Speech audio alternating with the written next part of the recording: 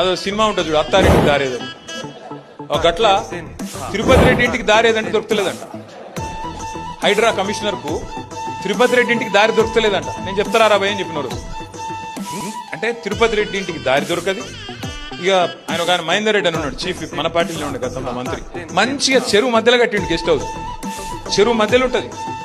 ఆయన నేను చెప్తున్నా హైడ్రా కమిషన్ గుట్ట మీద ఉందా, ఇట్లా పైకి ఉంది. అయిన వాళ్ళకు ఆకుల్లో, కాని వాళ్ళకి కంచాలి అంటారు చూడు, ఒక అట్లున్నది కథ. ఇక ఆయన ఉన్నాడు ఇంకో ఆయన, ఇవాళ లొల్లి పెట్టిన మంత్రి, మనం లొల్లి పెట్టిన మంత్రి, ఆయన ఇల్లు నీళ్ళలోనే ఉన్నది. చెరువు కూర్చుండి ఆయన కూడా పొంగులేకి. ఇంకొక ఆయన మంత్రి వివేక్, ఆయనది దానిలోనే ఉన్నది బఫర్లా. కేవీపీ రామచంద్రరావు, ఆయనది దానిలోనే ఉన్నది. వీళ్ళు ఎవరిది ముట్టారట.